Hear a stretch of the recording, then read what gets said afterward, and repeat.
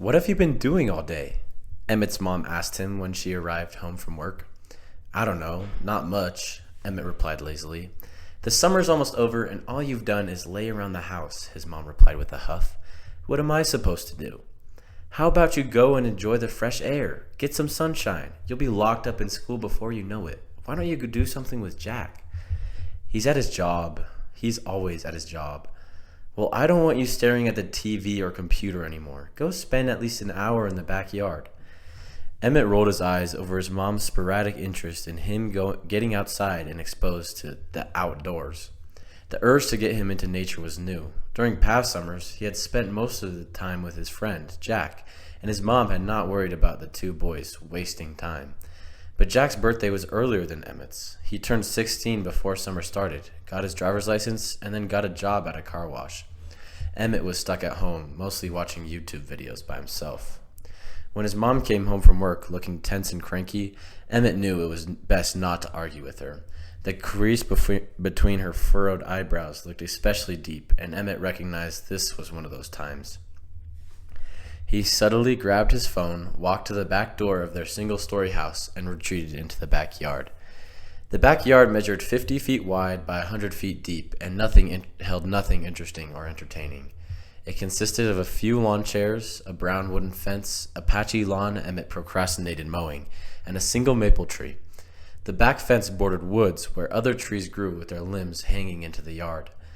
Emmett plopped into one of the lawn chairs and wondered how to spend the next hour.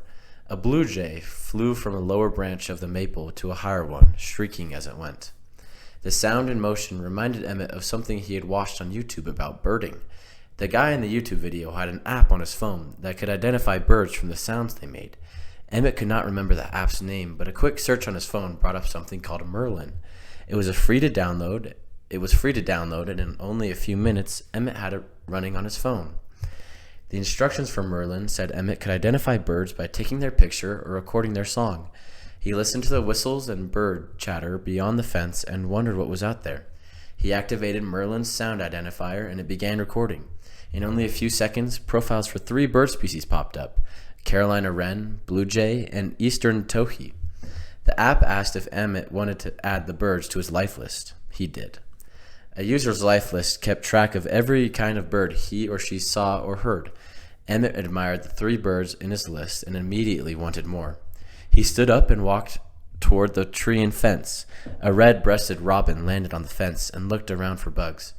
Emmett stopped in his tracks and switched Merlin from listening mode to picture mode. He zoomed in with his phone and snapped a photo of the robin before it flitted away. Merlin identified the species and gave Emmett the option to add it to his life list.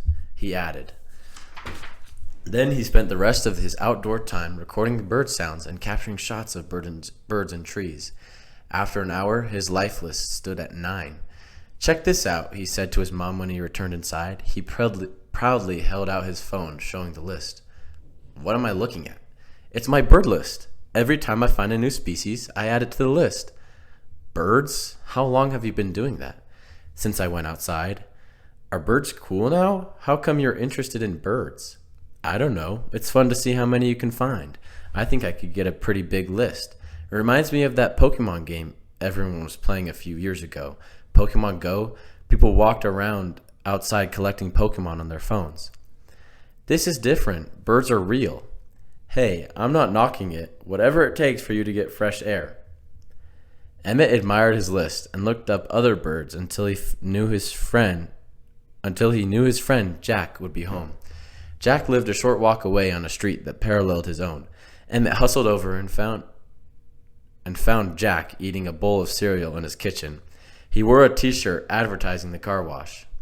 You gotta check this out. I downloaded that bird app we saw in the videos. I've already got 9 on my list in like an hour.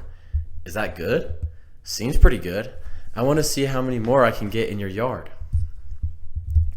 Jack left his half-filled cereal bowl and followed Emmett to the shrubs and fruit trees behind the house.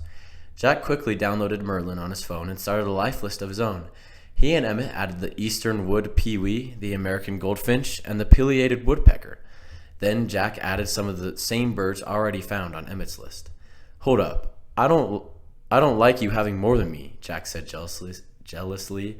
Let's go back to your house so I can pick up all the ones you already found. Jack usually had a story to tell about his job and the dumb things his coworkers did to customer cars. He grew so focused on listening for new bird sounds, he did not say a word on the way to Emmett's. When the two finally had identical life lists, they walked around the neighborhood until it was dark. They both had 18 birds by the time they were done. If we can add this many every day, in a year we'll have like 6,000, Emmett said enthusiastically. That's probably a record. Maybe tomorrow we can go to the park after I'm done with work. I'll drive us, but don't look for new birds without me. Emmett promised not to do any bird hunting without his friend. This would be something fun they could do together, like the video games they used to play before Jack got the car wash job. As much as he wanted to, Emmett avoided opening the Merlin app the next day until Jack got home. They drove to Captain Buck Park and wandered around holding up their phones to capture birdsong. Within the first 15 minutes, they added the American redstart, yellow warbler, Baltimore oriole, and wood thrush to their collections. How come people haven't thought of finding birds before? Emmett asked with fresh enthusiasm. Birds have always been around. It's probably because they didn't have phones and the app until now, Jack replied matter-of-factly. Emmett breathed deeply, the smell of cut grass on the park's lawn. It's nice being outside when you have something to do. I guess if people don't care about nature and stuff, they aren't going to care about birds. And you do have to be pretty quiet and just listen. Most people I know don't have the patience for it. My mom and her friends would never keep their mouths shut for long enough. You kind of have to leave birds for people our age. The initial burst of bird sightings slowed as the sun got lower in the sky. The boys wondered if another park might be better. Emmett used his phone to read about eagles and hawks living near Union Lake. We should go there. How about we try tomorrow? Same time, after you work? Sure. They headed home with their life lists at 26 species. Emmett began rethinking where this list might stand in a year's time. The next day, the boys drove to the trailhead for hiking paths along the edge of Union Lake. The lake's shoreline was surrounded by reeds and long grasses. Thick forests grew 100 feet from the waterline. As Jack and Emmett exited the car, they grew excited over a flock of migrating birds flying overhead. They hurried down one of the trails and within minutes added great blue heron and wood duck to their life lists. Then they followed the trail as it meandered away from the water and into the shadows of the tall trees. Are you listening? Do you hear anything? Jack asked. Nothing new. How far should we keep going? Where are the eagles supposed to be? I'm not really sure.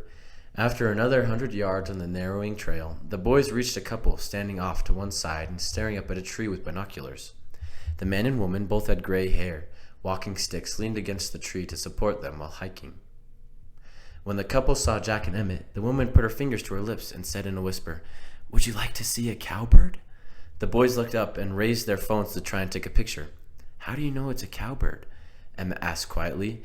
The woman chuckled confidently. I've been doing this for a lot of years. It's that Merlin. Is that Merlin you've got on your phones? Yeah, how do you know? Everyone's running around listening for birds with their phones these days, the woman said with a smile. They call it birding. We used to call it bird watching. Have you started your list? Yeah, Emmett replied reluctantly. How many birds do you have so far?